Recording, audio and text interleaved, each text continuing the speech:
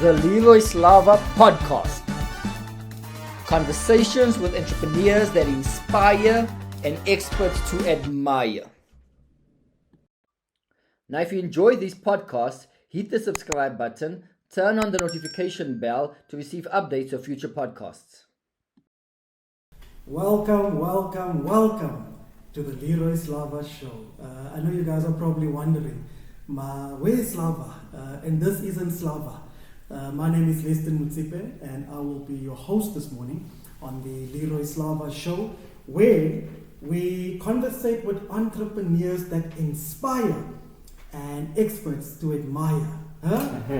So this morning, I've got somebody that is an entrepreneur that is quite inspiring, and is somebody to admire as well. I know you guys have seen him many a times.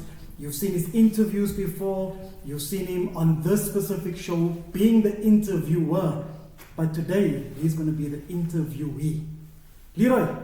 Mr. Motsepe. Good to see you. How's it?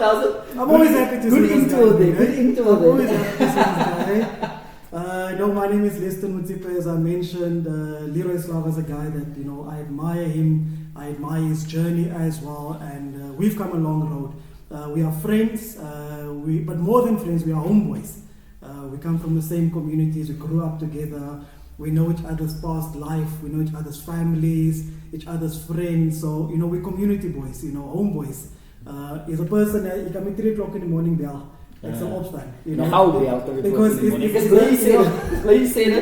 you stuck somewhere with a tire, with a flat, you can call me. You're saying that now, let me make a call and see. But no, it's those people I just love, admire, and respect a lot. And I'm quite honored and privileged to interview this man today, But before I interview him, man, I just want to go through his profile. Leroy is a person that I don't think he celebrates himself enough. He likes to celebrate other people. But this man has done some really incredible work. Sorry, someone was trying to call me. Let's hear what it says. So let me just give you guys a bit of a bio on Leroy himself. Leroy's journey started at the young age of 25 when he started various businesses and bought his first property from the sheriff auction. That's when he realized the power of property, started attending sheriff auctions weekly. After buying many distressed properties and different strategies, Leroy has become an expert in finding and negotiating property deals and has since bought over 30 properties using different strategies, flips, buying and selling, buy-lets, multi-lets, and currently working on multiple inner city developments. I mean, if you had to go through his profile, you see a number of pictures where this guy is just doing great work, being interviewed on media platforms, Power FM, ENCA. I mean, he's done fantastic work, massive Metro with DJ Spoo, Metro FM as well.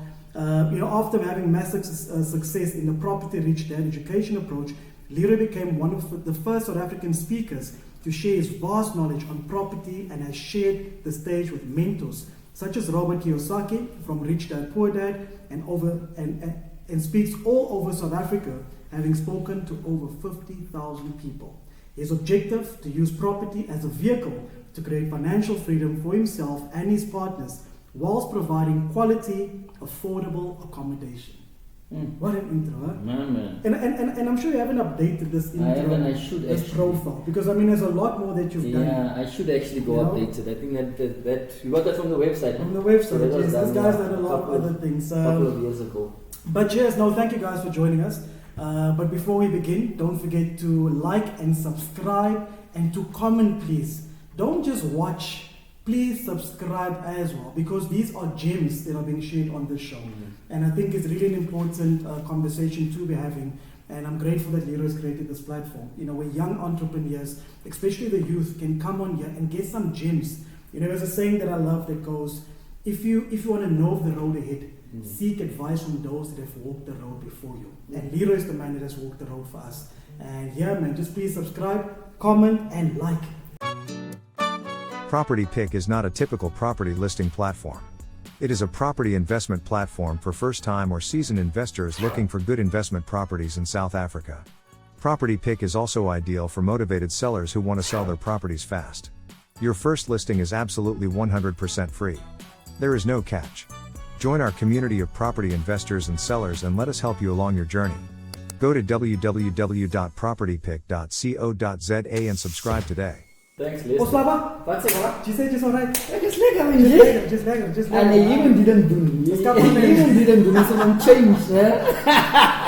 And Leston Motsepe, but thanks, man. Thanks for coming on the podcast. Appreciate it. As I Yes, said, sir. I also look up to you. You've done great things.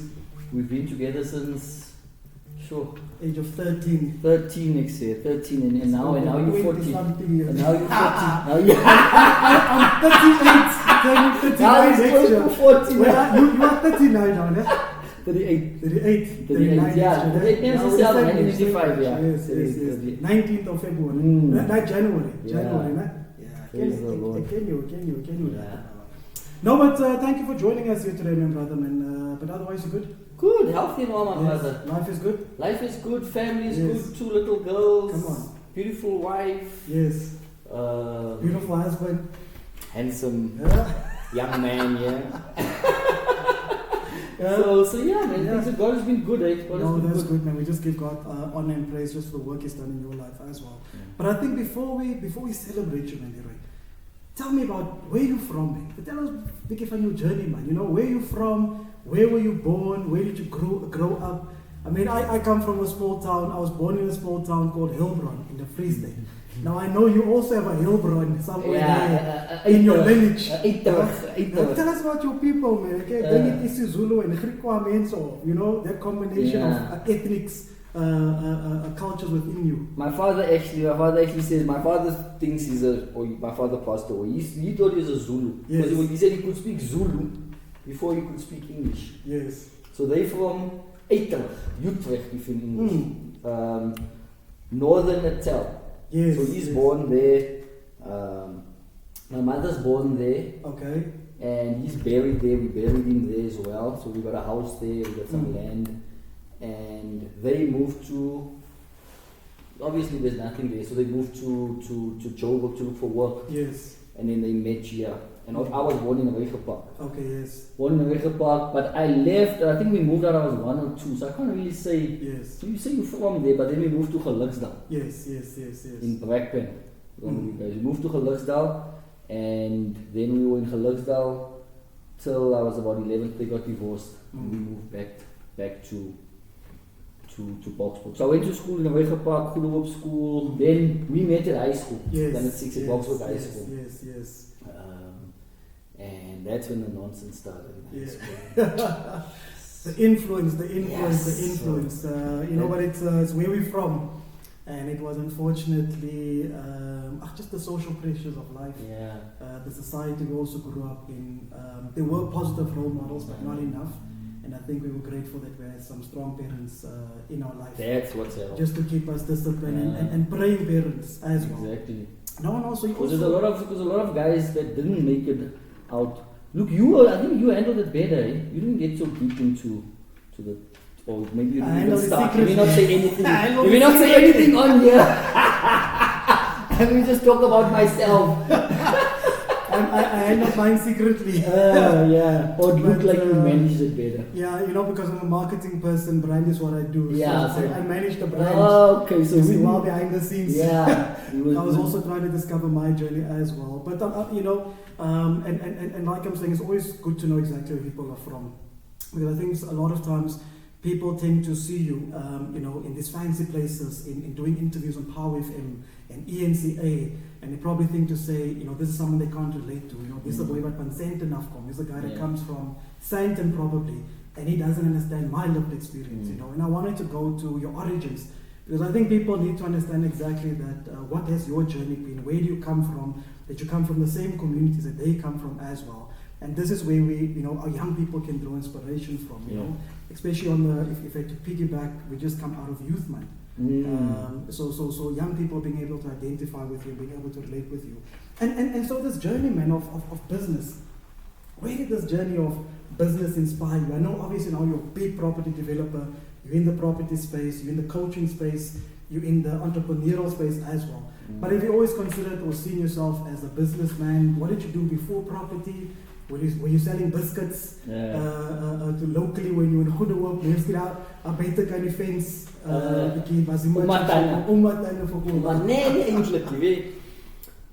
My thing, so it was weird, eh? You know, I've always had that dream. You know, when you little and you watch movies and the briefcase guy with the suit going up the big buildings to the top office, and that always looked. I like that. And I used to dream about one day being that person and doing that. But then obviously, then as you said, influences happened, and at 15 we started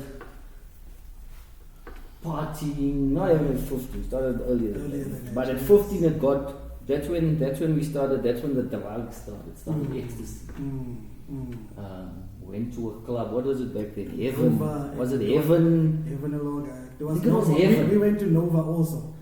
Yeah, Nova, but this I think was before Nova. Oh, before Nova. This was Heaven, and we went there, and these friends I was with at the time, you'll know them, I'm not going to mention their names. Yes. They started taking ecstasy. And I also took ecstasy. I dodged them for a while. They were older than us, 2-3 years. And I also started taking ecstasy. But I think before that, we started drinking like in standard 6. And peer pressure and trying to fit in, and I'm not sure why. Maybe low self-esteem. I really can't say what was the cause of it. But then started with ecstasy. Ecstasy was acid. And then it was acid and together. Then it was coke. Then it was every weekend. Then it was dockside. Then it was what's another place's name in Chasers. I was about to say Chasers. Yeah, Chasers. And some of my friends were throwing parties. They were the local DJs. And then we got deep in the drugs. And I think that was from 15 to 25. Went to rehab. Found yourself in drug houses with drug dealers. Found myself in funny places, eh? I wasn't a gangster, but they were around. Yes. Found yourself just with funny people doing unnecessary things. I always say some of the things we can talk about, some of the things you're going to have to die with. Yes.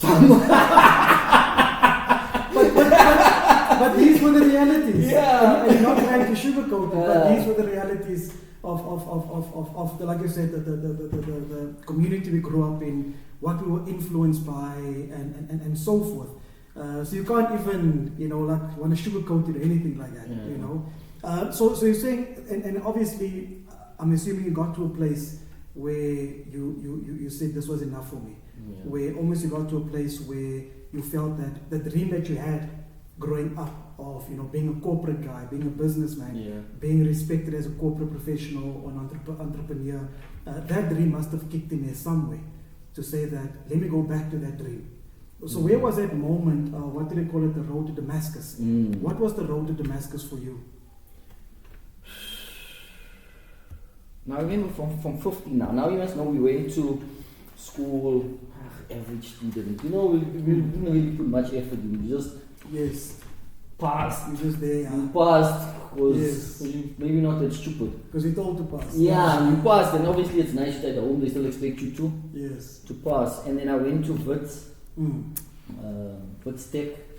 I didn't make it past the first 6 months. I was that one that they said you have to study because everyone studies. I said, what you going to study? I said, I don't know. I said, what's available? They said PR and marketing. I said, okay, let me do marketing. That should have been a red flag. They should have said, okay, no, we're not going to put you in because you don't even know what you want to do. And I studied. Now you take me, naughty, put me in Joburg.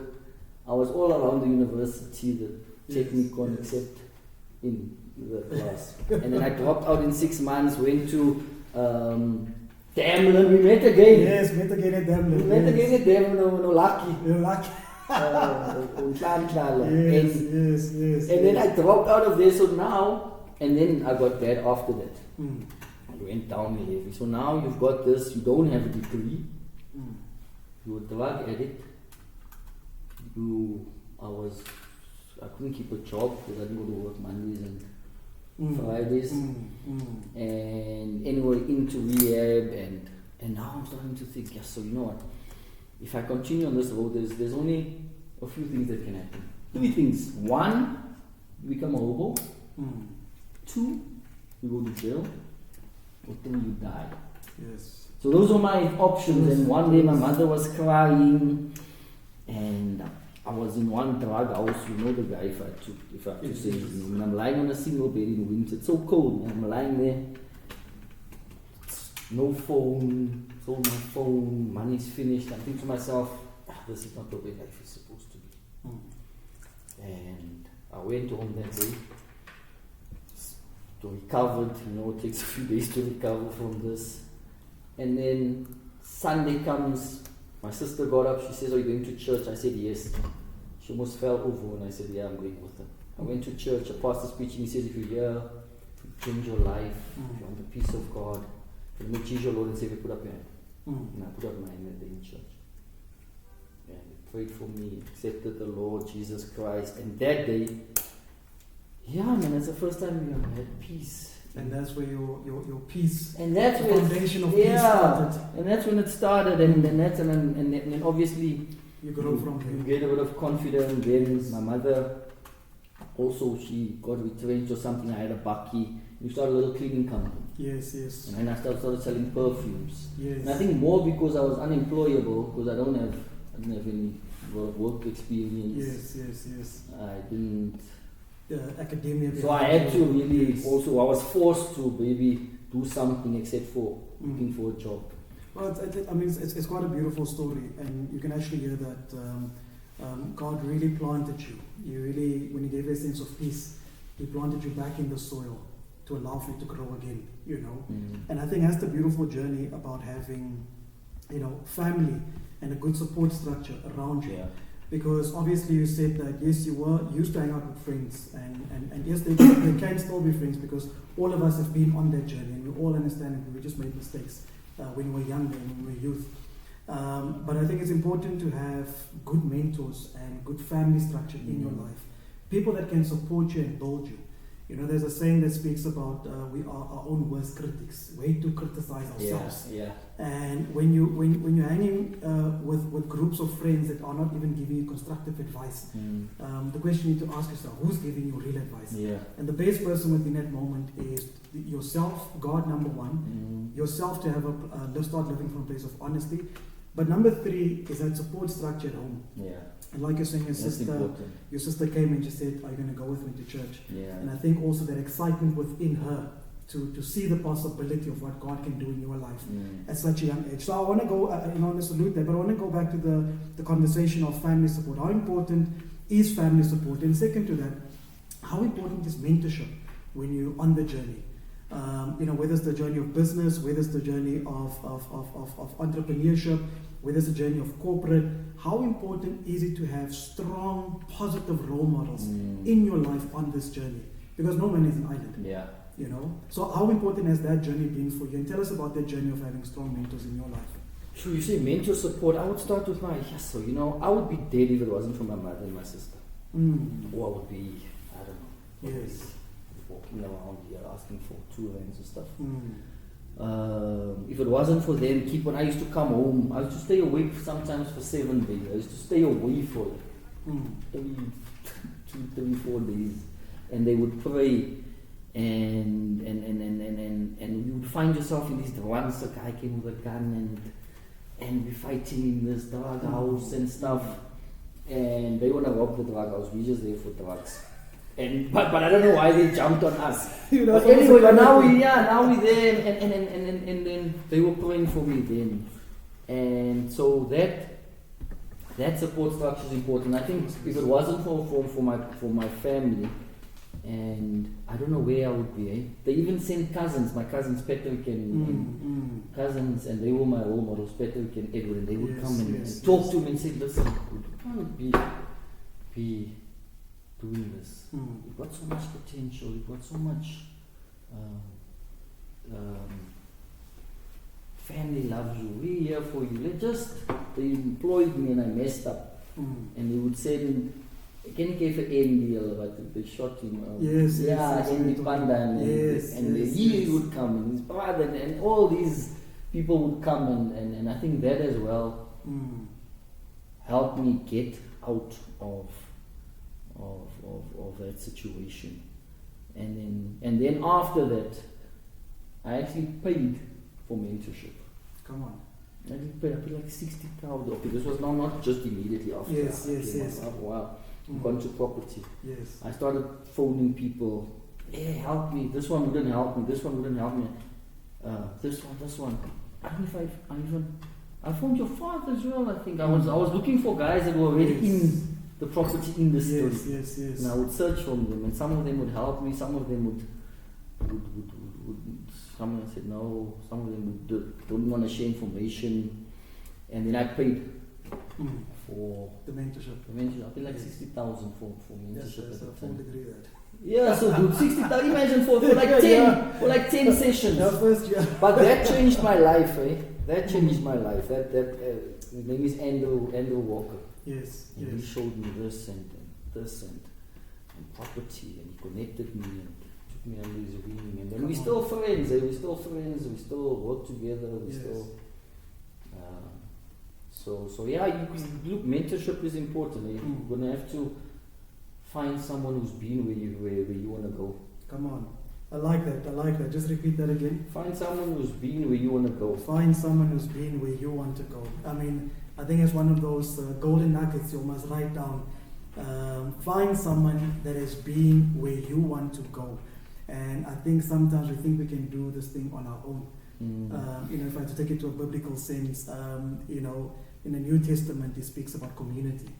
Where all the disciples started living together. There was a community of shared wealth, shared knowledge, shared experiences, and that's really how you build a community, by helping each other and building each other. Because if not us, then who? Yeah. If not us, then who's going to come and assist us? Yeah, who's going to?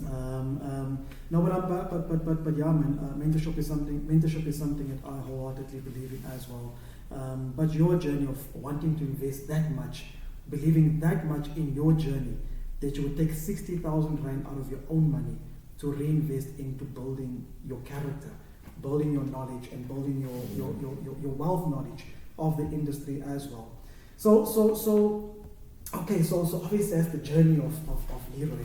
That's the, what do they call it, your personal narrative, your personal journey. But that time I was already in the property, buying and selling. So someone is saying, how do I start? I don't have 60,000. You understand? So I was already doing a few things when I did. So then I read you've bought over 30 properties. I mean, it's probably more now. You understand? Yeah. It's probably much more now. Yeah. But tell me, how did this the property interest comes? Obviously, you mentioned that you went to different auction houses as well. You weren't a little bit nervous when you got there? I mean, I think I saw in your one interview you said you went with a tie and a suit when everyone else came there with tackies and t-shirts and so forth.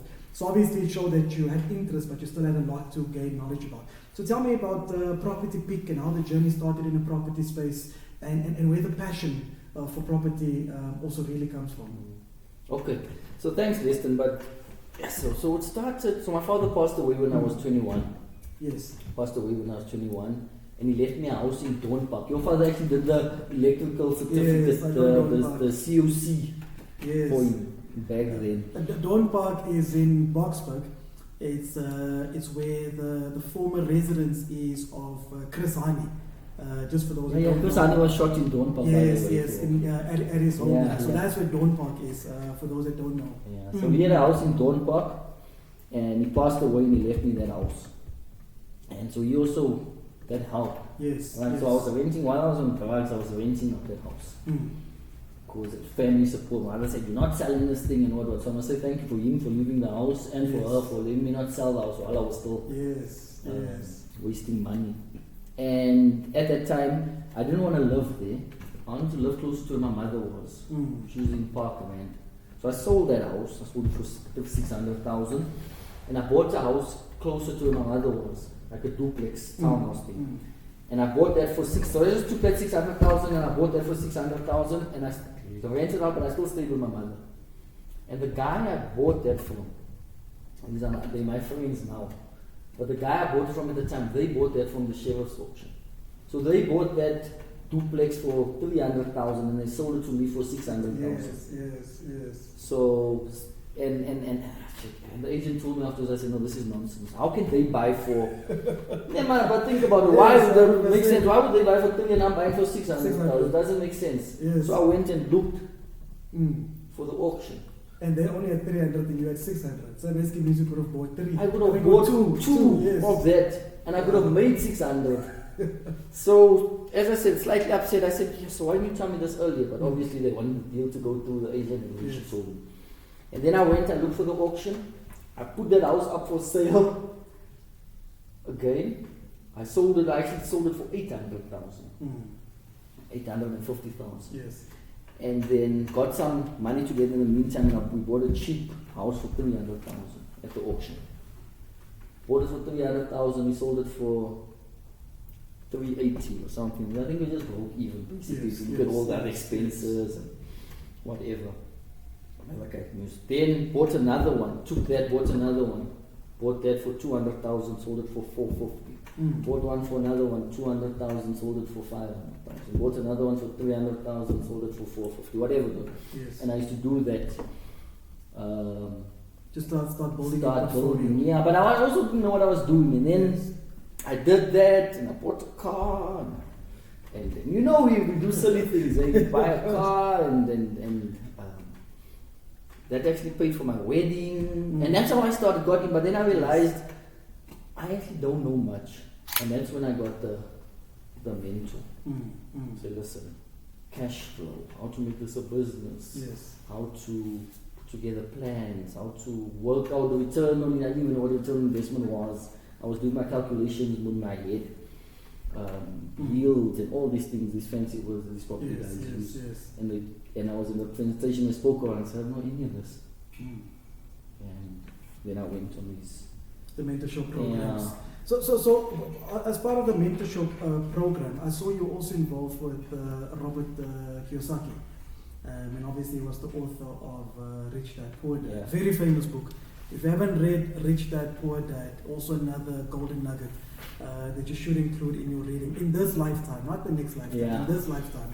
Robert Kiyosaki is quite and JT Fox as well. I know they were partners.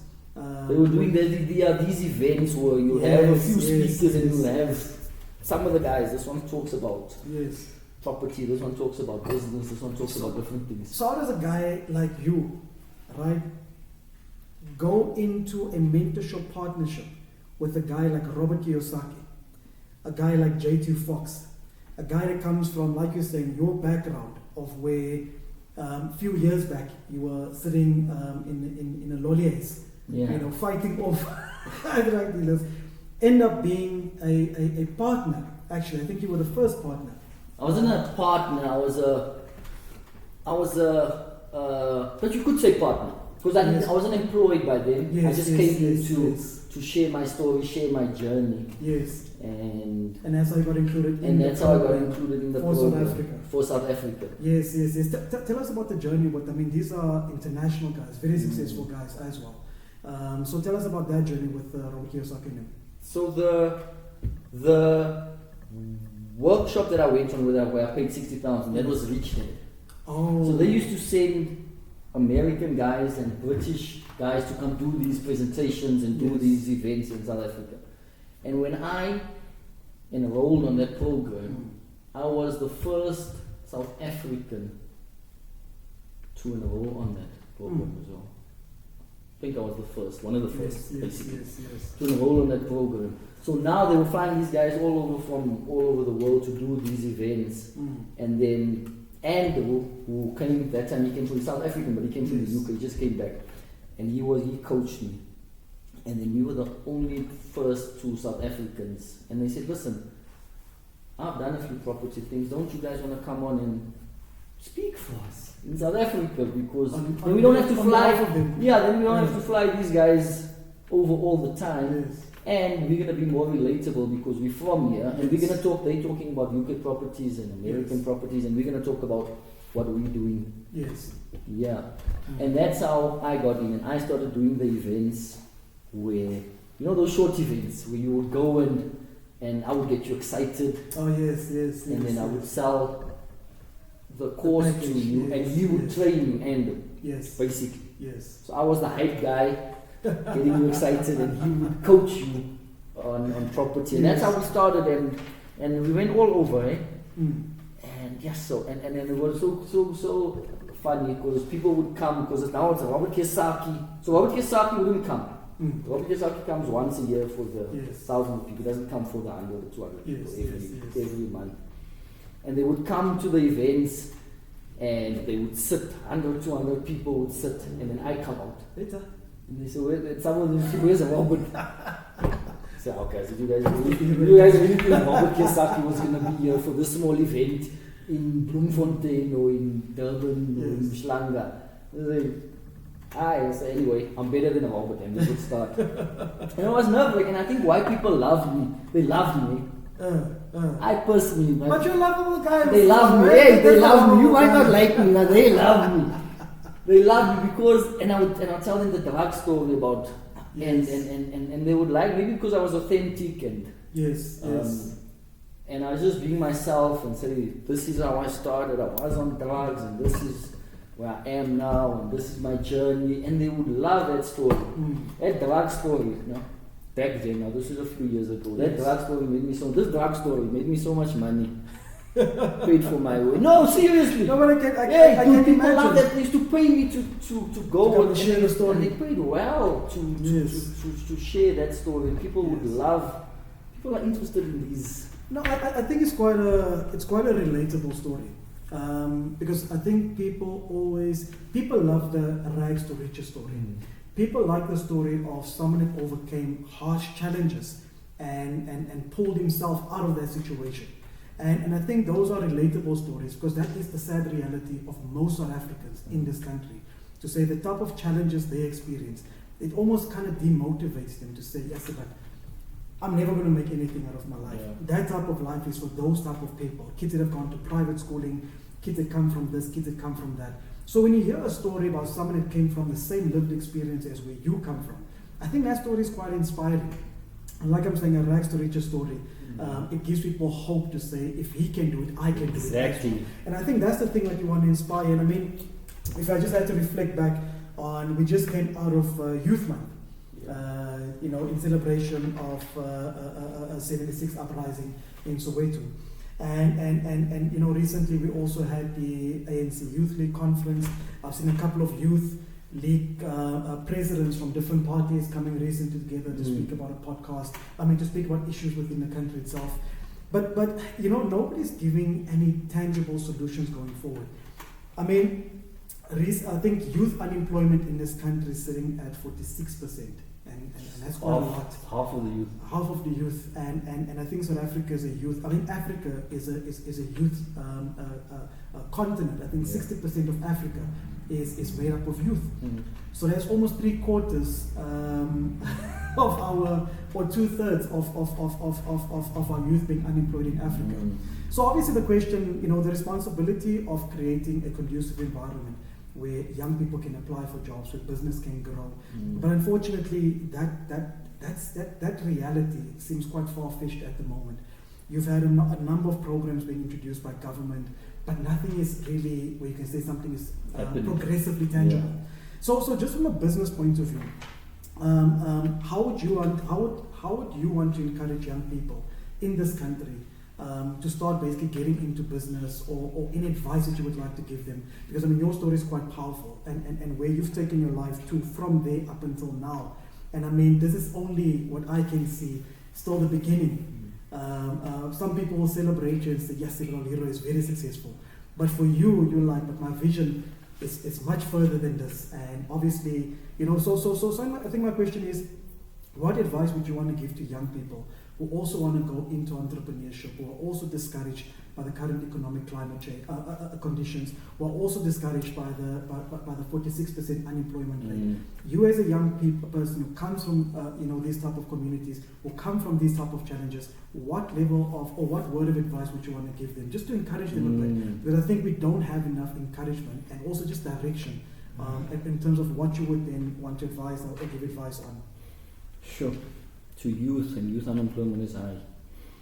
And my thing, as I said, I'm not too clued up about government programs and what do you call these things? What's it now? Development programs. Development. I'm not too clued up about Yes, that. yes. My advice for youth: if you are unemployed and you are in the community, I say mine is sell something. I don't say while you're working on that CV and you're pushing it out, start selling something. That's and you're saying, what am I gonna sell? I don't know. You find out what you're gonna sell. Sell a book. Find pens. I used to sell perfume. I used to buy them for I used to buy 12 for 600 rand, and I used to sell them for 100 rand, and I made 600 rand, and also 1,200 rand. Yes. And then I would take that 1,200 and I'd buy 24 perfumes, and I sold them, and now I've got a 4,000. What's it? 4,400. Yes. And then I would take that and buy more. And then that got too little. Then I bought original perfumes. I used to have one, Muzi. Muzi, the pilot. And then I got Muzi, and Muzi used to fly over and used to come back with bags of perfumes and sunglasses. Yeah. And now I've got original. I started with those Moss bottles. And now I've got original perfumes which I bought for 100, 200. And I sell them for 400. And now I'm making a bit more. And then the sunglasses. I want them one original as well. But they looked original. They said the way back on them. Anyway, and I used to walk, and I used to go everywhere to church. I used to walk with these big bags, and I used to sell, and now what happened was, remember, now I come from this dark background, but now so my confidence was low. You still need to build that up first. Yes. And now I'm becoming a bit more confident. Okay, I sell something. I'm feeling like a little entrepreneur. I'm learning how to sell. And I'm doing that, and then it started getting a bit too, you make like 1,000 rand, but then now you go to these networkings and network. Go to network, now you talk to accountants and you shy because you think they're smarter than you, and attorneys. But slowly my confidence is building. What do they call it? Imposter syndrome. Yes. Is it imposter syndrome? Yes. Yeah. Where you think other people, you're not as good as other people or good enough. Yes. And you almost self-doubt yourself. You doubt yourself, and then you shy and you don't talk, and you're just there, and which is fine. You listen because now you don't have a degree, and you're with all these high-profile individuals, clever people. And then I started selling, and that's how I eventually. And then we also lost money. But the nice thing about it is, if you start small to youth. While you putting your CV out, now obviously we all have different goals, we all have different passions, we all have different talents. You need to find out what you into marketing, right? If that is what you want to do, someone will be engineers, but while you are waiting for the engineer job or the marketing or the whatever, start selling. Diversify your You need to eat. Correct. You need transport, you need to eat. So start selling, and then what happens is that opens up another door. Now from the perfumes, then we bought Bakkies, Korea. We're gonna make money in Korea. We lost money in Korea. What a food franchise, lost $1 million there. So in the time you're making mistakes. Yes. Sometimes you make money, sometimes you lose money, but in the way you're growing, you're learning. Yeah. And then eventually you find something that you're good at. You find something that you like. You find something that you're passionate about. Now for me it was property. Yes. For someone else, it'll probably be something else. So for the youth, I would say, because I know people that are sending out CVs like nobody's business. Don't be sending out CVs for 5 years, my brother. Hey, sell something, do something, and then that's find something that is in demand in the community, whatever. We've got social media, we've got the internet. Correct. And these are the platforms that you can actually market your business. If you're talking about the early 90s, when you spoke about marketing and advertising, there weren't enough platforms. When you thought about advertising your business, you had to go and advertise it in the newspaper, radio. Now we know that's quite expensive.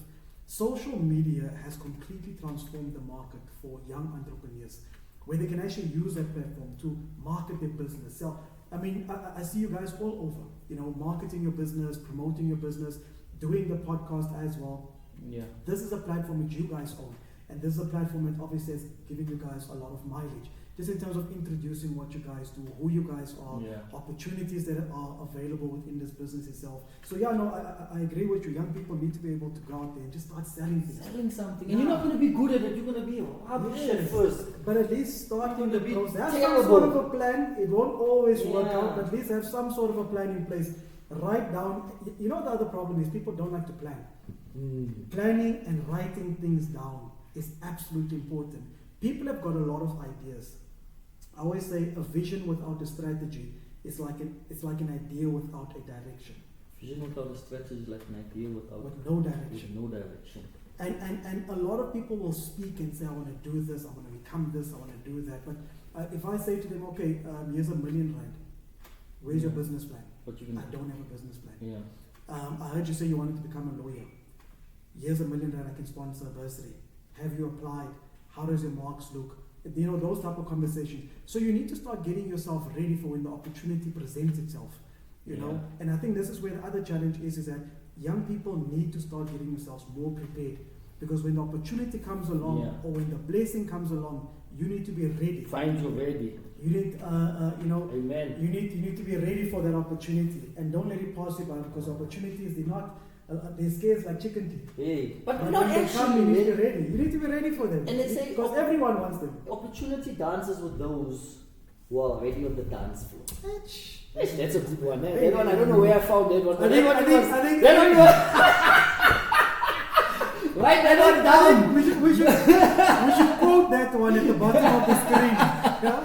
Oh yeah. The opportunity dances with those that are already on the dance floor. Yeah. Is that how you call it? Yeah. Opportunity dances with those who are already on the dance floor. So I think we should have that one at the bottom of the screen as well. So once you get busy, busy, you start seeing things that you wouldn't have seen sitting at home. You get busy doing something, busy looking, busy finding, busy searching for mentors, searching what can I sell. You start seeing things that you would not normally have seen. And I mean, this generation is the information generation. You know, the young people of today have got access to so much information. You can learn about things online. You can do free online courses. You can watch interviews, you can watch podcasts and just learn from other people. And it's for free, that's the thing. You know, YouTube has got so many channels where you can just learn things. And that's the first challenge. I know obviously the challenge sometimes is data. Access to digital platforms. But I say, if I see you on Facebook, Danji data, papa. Make a plan. As well, WhatsApp stories in Danji data. So be able to make a plan, look for opportunities, and I like what you said. You have to go out there and start preparing yourself, you know, and getting out there and start marketing yourself and asking questions and meeting the right people as well. Thanks. I mean, you know, June 16 is a very momentous and quite a sad, but it's quite a momentous celebration in this country in terms of celebrating youth and the opportunity that youth can create, not just for themselves, but for the generation behind them as well. So obviously, when you speak about these opportunities, man, you know, tell me about the property industry. Is it a booming industry? Is it a great industry to invest in? Tell me about Property Pick. What opportunities do you guys have for the young people? And you know, we're speaking about people speak about taking the land back. People speak about owning land, and always say the first place where you can really empower people is by giving them land. Giving them a sense of ownership of their country. So tell us about Property Picking. Tell us about is the property industry booming, and would it be an industry that you would encourage young people to start exploring? Yeah, look, I think if you understand it, I think property is difficult. It's not difficult, but you need to understand property. Because you can make a lot of money. Everyone says get into property. Yes. Property is the way. You know, our parents, everyone is. Property is the way. But no one really tells you how to get in and how to manage it. So I got in by mistake. Yes. By just selling. What my father left me, buying another one, and then I learned. But if you want to get in, firstly to get into property, you do need money, which is a lot of people's stumbling block. I don't have the money, but it doesn't have to be your own money. Understand? You always use other people's money. Robert Kiyosaki in those books use other people. Easier said than done as well, because you can use. I've had those challenges where you have someone else who's invested, but then things just don't go the way that deal just either drags out or doesn't go. And looking for the return. Looking for the return, and now there's municipality issues, and then you have a bit of issues there, and then you have to overcome those things. But anyone can get in. So educate yourself. Find someone who's doing it that is doing it well. If you can't find that person, pay for it. If you can't pay for it, then just, if you bother someone long enough, they'll help you. Yeah. If you're persistent. Yes. I phone people, I still do that. I phone people that are so high up that they don't take my calls, right? Yes. But I'm gonna phone them again next week. But they saw you called them. Yeah, they saw I called. So I'll send an email, I'll phone, I'll WhatsApp, I'll email, I'll send a message, because I want to learn, because I don't know. And then follow them for a while, and then find out what you want to do with property. Do you want to buy and rent? Do you want to buy and sell? And I think Fusite Maguire says it's best in property. Start small, dream big. Yes. Start small, dream big. I started with a 300,000 property. Now we obviously way past that. Yes. So start small, dream big. If you want to get in, we talked about mentorship. Get someone who's been doing it for a while who can help you. Like your father and these guys that have been in it. I used to phone them, phone these guys. Hey, can I do this? Hey, can I? For my sister, hey, can you? Your father's number. You also can pick up the phone a few times. You understand? Nobody doesn't know who's phoning. And the problem with they're busy. And they always get calls. They're busy. So they're the type of guys that gets calls all the time. So they're busy with their own stuff. So you are not their main priority. That's why you have to be persistent. Yes, you have to eventually say, yeah, I really like die plaat. Die like die namens Leroy is lastig like TV. En dan net komt. Yes. Vanaf. Yes. And those are guys calling you today. And now, they're calling you. Now some of probably going to a party. Now some of them that I used to call, now they're calling me now. And now I also don't pick up the phone. Let them both take time. They was so busy. He was busy. En raak like baie bel eerste, dan sê ek vir alright. Ja, en no reekie weer na hulle toe nie. Ek sê kom sien my. Ja. At my offices. Ja, en baie koffies eers te koop vir baie mense. No. So like you're saying, educate yourself and be persistent. Be persistent. Get mentors. And there's always people say the properties market's going down. You know what? Some guy told me in the 1980s the interest rate was 24%. People said property will buy property. In 2008, people lost when people are buying property. So if you know what, there's always going to be. Most of our people in South Africa are in townships and are in homes. Yes. Right? Now, when you come from the homes, where do you go to? You first go to places close to transport, close to work. Normally that's your old inner cities or whatever. Yes. Right? Because it's close to taxi ranks. I don't know, the trains don't work anymore. And it's close to your workplaces. So they come there. So those people need to stay somewhere. Correct, yes. Where are they going to stay? They're going to stay in flats and stuff. So there's a demand for that. Right? And we're short with about, someone said, over 2-3 million homes in South Africa. Correct, yes. So we usually, the squatter camps, those people want to move out there. Right? They're going to move somewhere. Why is Bolon and them are building these things? Why are these people building so many? Yes. There's a demand. No, there's a huge demand for property, and especially with your can I call them your big cities or your high economic zones, because people will move from the rural areas to come to the big city. And when they get to the big city, they're obviously coming here for job opportunities, and they need a place to stay. You know, when you look at Maslow's hierarchy and speaks about the needs of every person, each person wants to own shelter. Each person wants to have a house. Every person wants to have food. But a shelter is, if you have a place to stay at night, you then start thinking about the other things afterwards. So shelter is one of the main priorities for people, and I think also just having a space that you can call in your own, it gives you a sense of identity, it gives you a sense of belonging, man. You can just come to Vietnam and say, I've got a place where I can go home to every single night. So the property market, I would definitely say, is a massive opportunity. And also, I just want to add to what you were saying. You know, young people, when they start working, the Owens are saying, I want to move out of my mother's house. Yeah. You know, for example, you didn't go to varsity, but you started working. Yeah. Now you're earning maybe about, say, 10,000-15,000 at the bank. You say, now I want to move out. I say, net 8 track, I want to say apartment, I want to say nice car. Nice car, yeah. So, the problem with that is that you eating the first crop of your labor. Yeah. That basically means by the time that first crop is done, that you know next. Yeah. So people need to learn how to reinvest money that they receive. Like you're saying, you got your 300,000, from your 300,000 into 600,000. Even with the perfume business, you first bought for 200, then 1,000 or 1,200, and then you just kept on reinvesting and reinvesting. The problem with our generation is we want overnight success, and we want instant gratification. So people will come in, and at 15,000 that you're now getting from the bank, they say, I'm going to go in. Buy the polo. Stay in your mother's house. Stay. Go to the bank. Get that 300,000 rand. While you're still staying at your, buy a property, whatever the case might be. Get a rental from that property while you're still staying in your mother's house. Or sell that property. Because now you've got money working for you. My father always says, geld lijkt nie 'n dombas.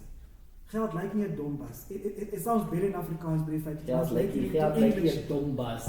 Money doesn't like a stupid boss, you know. But in Afrikaans, it sounds better. Geld lijkt nie 'n dombas. But that's what I'm saying. You need to learn how to respect money. You need to know exactly how to prioritize what is important in your life. And if you're going to be in a space where you just want to go on a spending spree because you want to impress people that really don't even care about you, that's where the problem is. Rather stay at home. Don't buy an expensive car. Koop maar vir jou lekker. Just something to get you up and down. Stay at your mother's home. Pay a bit of boarding or something. Buy groceries. Yeah, but that 15,000 rand, if you had to take 5,000 from that 15,000 rand, you can, in about 3 years' time, you can start seeing that investment coming in as well. So young people, learn how to invest money, learn how to reinvest money. Don't chase things. Don't chase fancy cars, trying to impress people that don't even care about you, whatever the case might be. Learn how to reinvest money. If you're going to plant a tree, an apple tree, I mean, I'm going a bit far now, but if you're going to plant an apple tree, don't all the apples will eat. Don't eat all the apples on the tree. Take another apple and plant another tree. Just take 1-2 apples for you, but the rest of the apples go and reinvest it into another apple tree, then into another apple tree. Before you know it, you've got 5 apple trees. Exactly. Then you can start spoiling yourself from apple tree number 5. Don't come and eat apple tree number 1's fruit and then come say, hey, liver so hard. So the gist of what we're trying to say is that learn how to invest. Learn how to invest money. You know, are we only learning? I don't know about yourself. You probably, your father. I'm only learning about money. Look, we started late. Not late. I don't feel like I'm only 38 now. But in our late 20s, when we started, or myself, I only started making my money, thinking about. But I still didn't know about money. I did the same stupid things. Bought them car. Soft life. So unnecessary things. They're wasting money. And it's what you said is so good. When you start with that, buy an investment. Now there's other things too, not just property. You do your research. But buy the property, rent it out. The tenant pays the bond. Yes. So the tenant is paying back your expenses, right? Yes. That property gets paid out. Let's say you do your numbers right, there's a little cash flow after all expenses are covered. Yes. Now you get that. Now what happens is, after a while you buy another investment property. The tenant pays back that bond. Yes. The bond the bond payments come down. Right? The rental goes up. Okay? Now you got more money. And you can even build rooms at the back. Build rooms. Now eventually these 1, 2, 3 properties is going to pay for your house in the estate. Yes, without even touching your money. Well, now these, if your tenant, this is what you do, you're paying the landlords. Yes. So you got the asset, the bank finances the asset, the tenant pays back the loan, so you basically get the asset for free if you get a 100% bond. Asset for free, income for life. Yes. And it's an investment. It's not a depreciating asset. And it goes up, and later you can sell it and do bigger things. So I think it's money. Learn about money. Learn about money. I've been fortunate because in Heilbron, where we are from, my grandmother had a tuck shop. And school holidays, we always go to Heilbron. You know, and I think from a young age, at least that, and my grandfather used to be a taxi driver, he had a taxi. So from a young age, I used to be up and down with him, just seeing how money works and how they exchange money and they touch your business, how they make profit, whatever the case might be. And I think I've been fortunate enough to at least have been exposed to money. I mean, I've made mistakes along the way, like everybody else. But I think just being around people that are in the business of doing something, it really just broadens your horizon, and it also shows you the possibilities of who you can become as well. So yeah, man, learn money, get financial education, learn how to invest money, learn from people like Leroy Slava, watch their videos, Vusi, watch their videos. There's so many great online tutorials and videos that can really educate you. And it's amazing who you can become within a space of a year. Yeah. A space of a year of just being focused and disciplined to the road ahead, and being disciplined to the discipline itself can really change your life as well. Well, I know we can talk for hours. We'll have another session where we just chat about general things in life. Yeah, we should actually have these where we chat. And it's not about formal general interviews and issues, stuff. yes. We just chat about what's happening, man. No, What's happening definitely. with youth? What's happening? Why is it happening? How can we... Look, we can't help it, but at least Create a space where create you a can have space a where you can conversation. talk and Yeah. say, listen, and make mistakes, guys. You know how many mistakes I still make mistakes? Yes, Guys, 100%. so It's part of mistakes the is so journey. important, eh? It's painful, some of them. It's painful. So if my hair's bald, if when it grows out, you'll see a few grey hairs. Yeah, and they're not supposed to be. You can't see from the back from your face as voor in my after.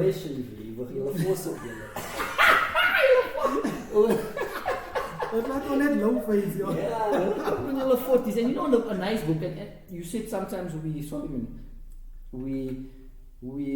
rush things because we look at Instagram, Yes. we look at the Kardashians, we look we look at fake things and fake, and life is not Instagram, guys. Yes. I like what man says. He says, die mense kyk die Kardashians en die goeders en hulle dink hy's lewe. Hy sê hy het gelewe nie. Yes. It takes time to learn something and to be successful in something. Yes. It takes time. You know, in Think and Grow Rich, you know that book? Yes. It says talked about men, but let's say most people only start creating wealth in their 40s, because now they've made mistakes in their 20s, their 30s, they've done some things, they figured out, you start figuring out in your 40s, oh, this is how I'm actually supposed to do this. Yes. And then you create, and then in your 50s you actually become very rich. You see the everyone's not Mark Zuckerberg in their 20s. You become most people only create real wealth in their 40s and 50s towards it. So it's a and you play the long game. I like that. Play the long game, not instant gratification. Yeah. And don't compete with other people. You know, there are people out here that look like they are doing very well for themselves, but it's not on their budget. Yeah. So now you're comparing yourself to friends that are driving an M3 and say, yes, this guy's not successful. I said, Tanya's the M3, but they created. And now you're thinking that you need to compete with them. No, focus on your journey, stick to your journey, and as long as you've got vision for your journey, you'll get there. Like you said, play the long game. In closing, two things. I mentioned a lot of quotes. Your favorite quote? Sure. Favorite quote? Where they I think I said it. I don't actually have one. That's the one we put at the bottom that of the one, opportunity. Dances with those who are ready on the dance floor. And I think that's not original, guys. I don't know who said that. That I got somewhere way back. I just came up now. Yes. That and what else? Favorite quotes, I think. Yeah, let's stay with that one. Let's stay with that one. And last but not least, what is your vision for Property Pick? Sure. Property Pick. Vision for Leroy Slava. Leroy Slava. Property Pick is to become the #1 property investment platform in Africa. Come on. That's the vision. That's where we're going. My goal for my properties is to reach over 1,000 properties internationally with over $1 billion dollar valuation. Why go for that? Let's go dollar. Come on. $1 billion. Come on.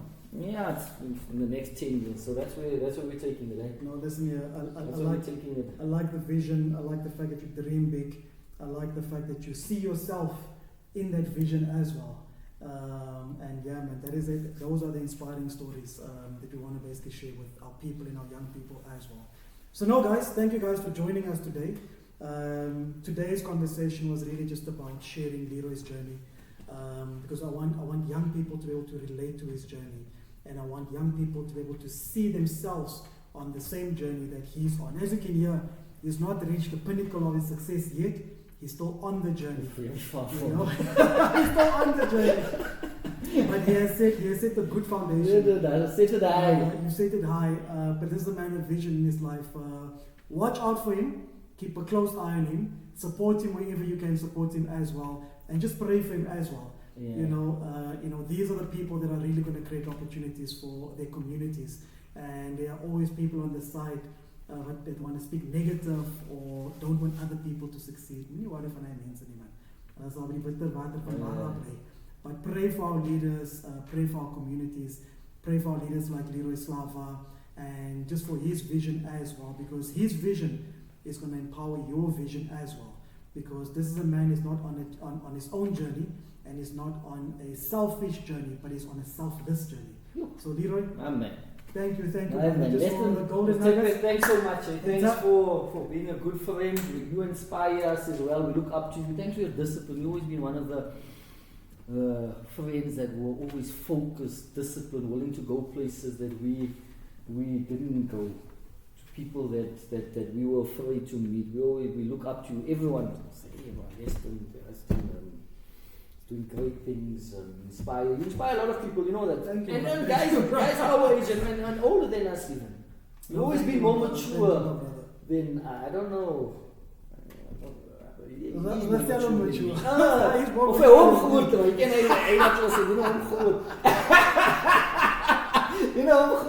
Hy was altyd baie meer mature as ons. Dis die waarheid. En ons kyk op vir jou en jy weet even uit jy as 'n mens so 'n bietjie deur mekaar as jy kyk jy dan sê man, kyk vir Leston. It's my homeboy. Verstaan jy? Nee, ons kan beter doen. En inspire baie mense om beter te doen. I normally when people give me compliments, I'd want to like dismiss it and say, I can say sorry, but today I'll receive the blessing. Yeah. I'll accept the blessing. Thank you very much, my brother. And man, thank you for just a beautiful show. I mean, I feel like I want to thank him for another hour, But thank you for the great podcast, and thank you for all the work that you're doing as well. And man, but if you want Leroy and I to have more conversations, I mean, today was really an interview where I wanted to. You're actually doing this better than me. You should actually be doing this. But I think we'll create like a chat podcast, whatever you call it. And then you guys can even send us suggestions of things that you would like to speak about, conversations you would like for us to have. Doesn't matter what type of conversation, doesn't matter how serious it is, how painful the conversation might be. We can bring obviously the right people in here and we can have a discussion around it as well. And let's see where it goes from there. But stay inspired and be an inspiration. And like I'm saying, this show is about people that you could admire.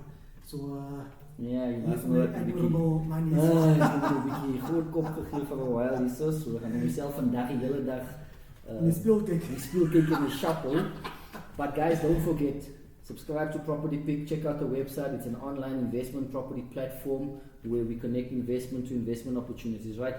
Check out my website for deals. We do coaching as well if you want to do that. Leston, is there anything that you want to share? Where do they get hold of you? Where do they follow you? You can follow me on Twitter, Leston_Paul. Instagram.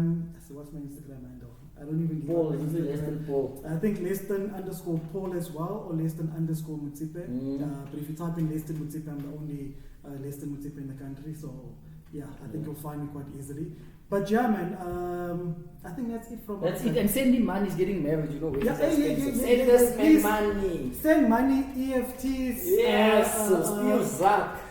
Campaign for the DJ or something. Stuur me wat Zak, jy wat toe. La bola, stuur asseblief la bola. Ja, asseblief. Engagement rings are expensive. Congratulations, all the best. Thank you, my brother. All the best, my brother. Thanks so much. Thank you, dog. God bless you. Love you, my dog. Peace out.